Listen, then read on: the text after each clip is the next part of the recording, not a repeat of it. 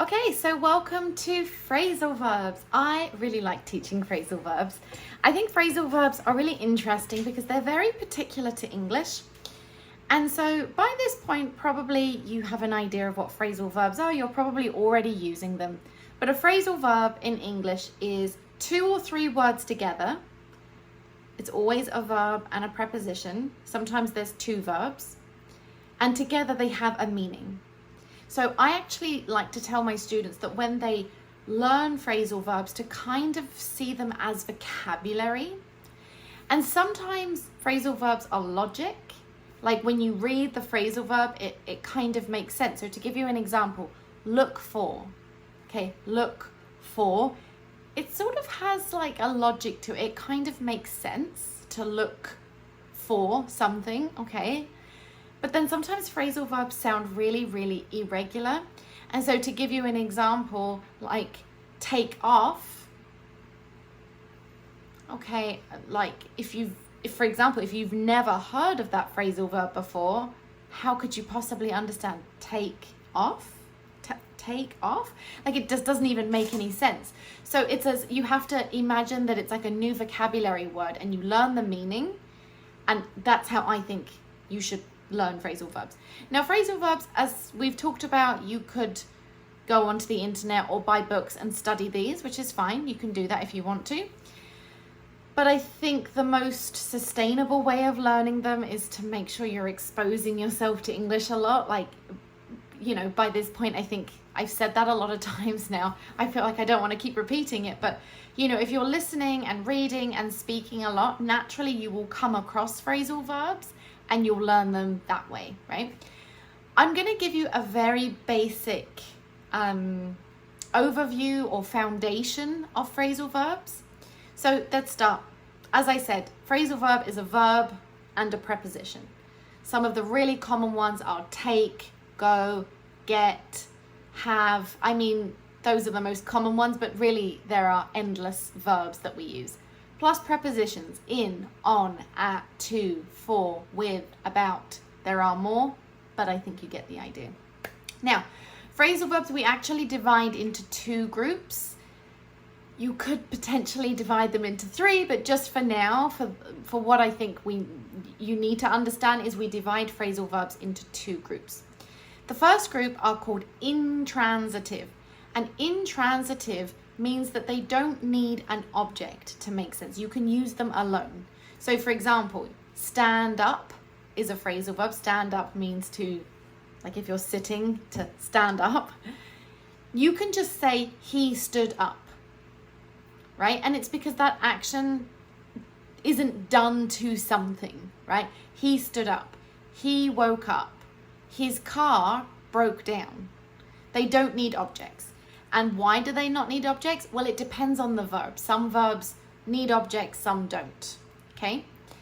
Now, the second group are called transitive, and these are phrasal verbs that need an object, like the action has to happen to something.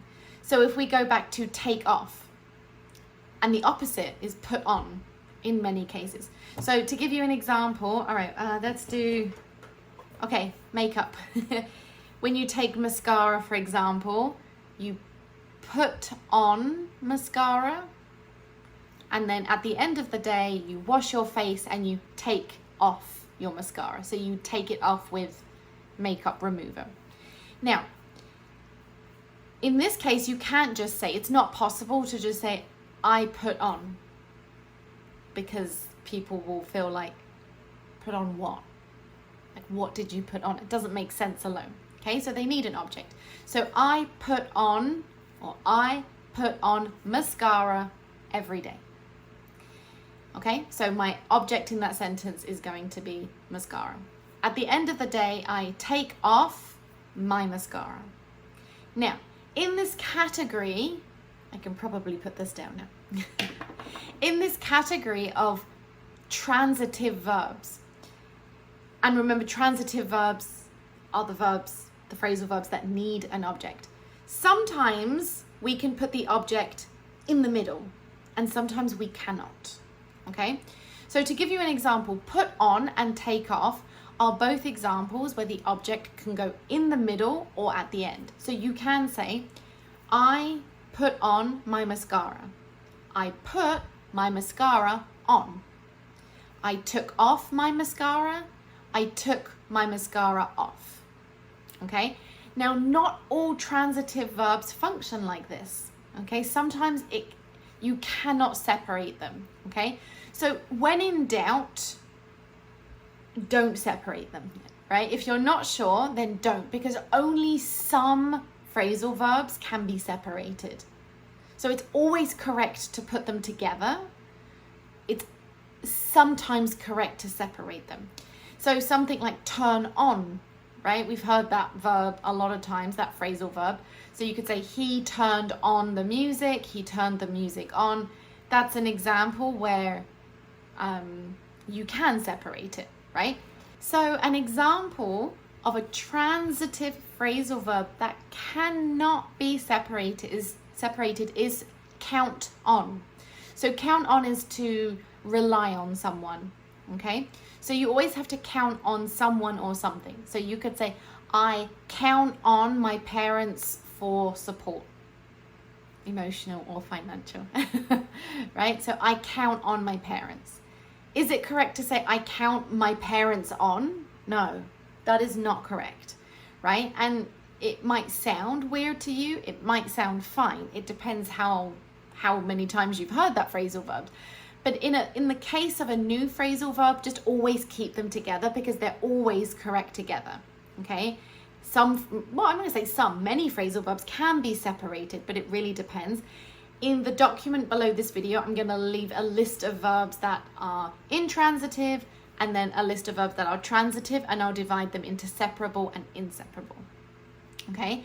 If I give you another example, very, very common is the phrasal verb get on. So in English, get on, if we're talking about transportation, means to board. Like to get on a bus, get on a train, get on a plane, right? It's to enter, to board that transportation. So you could say, I got on the bus at 7 a.m. I got on the bus at 7 a.m. Got on the bus. So it's not separated. But if I separate it, I got the bus on. I mean, in my brain, that sounds ridiculous. I got the bus on. It sounds totally weird because it's not separable, okay? So you could make lists, you could keep track of these. It depends how serious you are about learning them. There are many phrasal verbs, like there are thousands of phrasal verbs. You definitely don't need to know all of them. I don't even think I probably know all of them. But there's like a list of, there's a group, a list that are very, very common, especially for everyday language, everyday speaking. And then depending on what you do, you'll learn the phrasal verbs that are relevant to your life, right? So I'm just having an example. If I'm looking at my list here, let's see, let's find one that seems a bit more specific.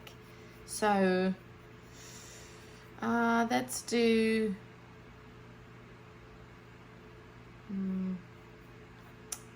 okay, this is an example with 3.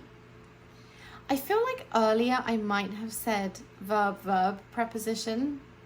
I can't remember. But the possibilities are verb, preposition, or verb, preposition, preposition. I'm just sort of having a memory of saying verb. Anyways, it is possible to have 2 prepositions, okay? This is real teaching. It's not perfect. It's okay. So the one I'm going to share with you is to wait up for.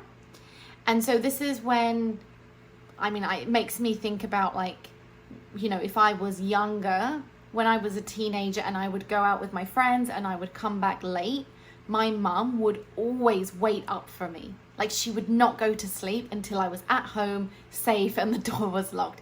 And I would always say to Mum, you don't need to wait up for me. Okay, I'm fine. But she always would. So to wait up for, this is an example of a phrasal verb that cannot be separated, right? And many times the prepositions, the phrasal verbs that have the 2 prepositions generally cannot be separated, okay? So those are the two types of phrasal verbs. Check the lists below here. I am going to do a little bit of a quiz as well. And I have an activity where you guys are going to be looking at a text. I'm going to underline the verbs. You have to change those verbs to the phrasal verbs, because in English, the phrasal verbs are very common. We don't tend to use phrasal verbs in very formal situations. So in very formal writing and speaking, generally we don't. So to give you an example, in everyday life, we might say, take off your shoes. Take off means to remove, right? But in a very, very formal situation, I might just say remove, not take off. So for really formal situations, I would avoid these perhaps, but in everyday speaking, they're really very common. And even if you don't use them, I mean, you're going to hear them. And if somebody says to you, oh, how do you put up with it? How do you put up with it? And you don't understand what put up with means. I mean, there's just like put up, like it's totally illogical. And in that situation, if someone says something to you and you don't understand, or you recognize maybe that it's a phrasal verb but you don't understand, just say, oh, put up with, what does that mean? Like, what's put up with? Just ask, because then you can learn, right? And that person might be like, how do you put up with that loud music? Like, how do you tolerate it? And you might think, oh, tolerate. Oh, okay, yeah. So put up with. Oh, okay. All right. Well, yeah. So that they play loud music every single night. It's really annoying. And how do I put up with it? Well, I put in earbuds. That's it. That's the only way I can deal with it. So to deal with it, to tolerate it, to stand it, to put up with. So ask people, right? And a lot of English speakers might feel like, oh, that's a good question. Weird, like they probably have never thought about it before, but I think they'll enjoy the challenge of trying to find another way to explain it to you. So yeah, I'm gonna leave it there. Lots and lots and lots and lots of phrasal verbs I really do want to share with you, but I'll leave you your list, I'll leave you the activity, and then that should give you a good intro, a good practice into phrasal verbs. So yeah, I'll leave it there. Thank you very much.